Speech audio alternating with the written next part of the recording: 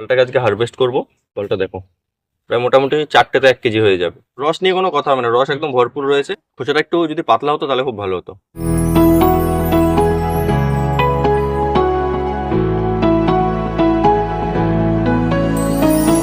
নমস্কার বন্ধুরা, আমি আকাশ আর তোমরা দেখছো এলকার কাট।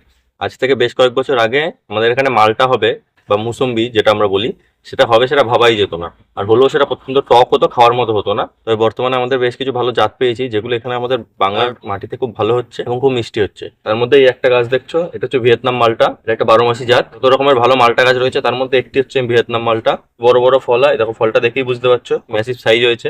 যথেষ্ট বড় সাইজ হয়, খেতে খুব মিষ্টি হয়। আমি অন্য গাছ থেকে খেয়েছি, আমার নিজের গাছেই প্রথম ফল হলো। এই গাছটা এমন কোনো বিশেষ পরিচর্যা নেই, অন্য সাধারণ লেবু গাছের মতো এই গাছটার মধ্যে পরিচর্যা করলেই হয়। আজ থেকে 2 বছর আগে গাছটাকে আমি এনেছিলাম নার্সারি থেকে। নার্সারিতে গ্রাফটিং থেকে মাত্র 1 বিঘ পর্যন্ত গাছটা ছিল।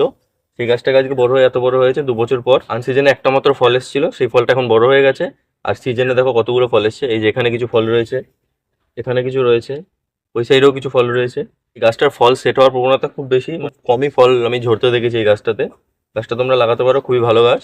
অন্যান্য লেবু গাছের মতো এটাতেও একই রকম পরিচর্যা করতে হয়। নতুন পাতা যখন বেরোবে কীটনাশক দেবে, 1 মাস পর পর একটু ফাঙ্গিসাইড দেবে, 3 মাস পর পর একটুখানি মিক্সার দিয়ে দেবে, তাহলেই হয়। তবে এটাতে একটু মিক্স সারের পরিমাণটা একটু বেশি দিতে হয়, কারণ যেহেতু এটা 12 মাসি জাত, অল টাইম ফল থাকে, তো সেই জন্য এটাতে একটু সারের পরিমাণটা একটু বেশি দিতে হয়। এছাড়া আর কোনো আদার্স কোনো এক্সট্রা পরিচর্যা নেই।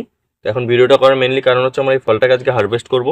ফলটা পেকে গেছে। এই ফলটা কিন্তু মুসম্বি লেবুর মতো পুরোপুরি হলুদ হবে না, এরকম সবুজ অবস্থাতেই পেরে নিতে হবে। যখন অন্য ছোট ফল যেমন গাঢ় সবুজ, এটা একটু হালকা ভাবটা চলে এলে তখন এটাকে পেরে নিতে হয়। বেশি দেরি করলে রসটা শুকিয়ে যেতে পারে। একেবারে যখন হলুদ হয়ে যায় তখন রসটা শুকিয়ে যায়। তবে এটাকে আরো কয়েকদিন রাখা যাবে, অসুবিধা নেই। অন্য বাড়িওয়ান মালটা জাতের লেবু যেগুলো রয়েছে, সেগুলোতে যেমন উপরে স্কিনটা হালকা হলুদ হয়ে আসলে রস শুকোতে শুরু করে, এটা তো এরকম হয় না। এটা একেবারে হলুদ হয়ে গেলেও রসের পরিমাণটা কমে যায়, কিন্তু খুব বেশি শুকোয় না। তোমরা চাইলে অনেকদিন রেখেও খেতে পারো। তো গাছটা প্রথম ফল, ওই জন্য এখন হারভেস্ট করে নেবো। ফলটা বেশ নরম হয়ে এসছে, উপর দিকটা স্কিন ধরেই বোঝা যাচ্ছে। ফলটা দেখো কি ম্যাসিভ সাইজ হয়েছে, দেখো। সাধারণত বাজারে যেরকম আমরা মুসম্বি লেবু দেখতে পাই, তার থেকে অনেকটাই বড় সাইজ হয়েছে।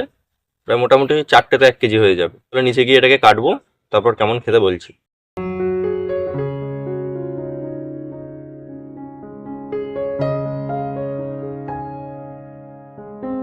লেবুটা কেটে নিয়ে এসে আপাতত 2 পিস নিয়ে এলাম।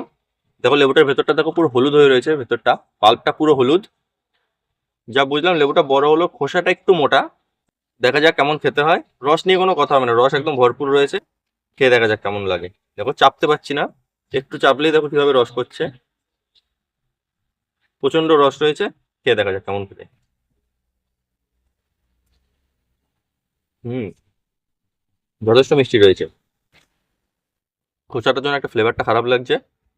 খোসাটা যেখানে যেখানে ঠেকছে সেই জায়গাটা কেমন একটা তিতকুটে ভাব বা জ্বলছে। খোসাটা একটু যদি পাতলা হতো তাহলে খুব ভালো হতো। এমনি লেবুটা খুব ভালো খেতে। তো অন্য লেবুর যে ভেতরে যে চিবনের উপর যে ছিবড়ে ভাবটা থাকে বেশি, এটাতে একদমই ছিবড়ে নেই, পুরোটাই ভেতরটা রস। পুরোটাই খেয়ে নিতে পারো। তো আমি বলবো যদি 12 মাসে একটা মালটা গাছ লাগাতে চাও, এই ভিয়েতনাম মালটা অবশ্যই লাগিয়ে।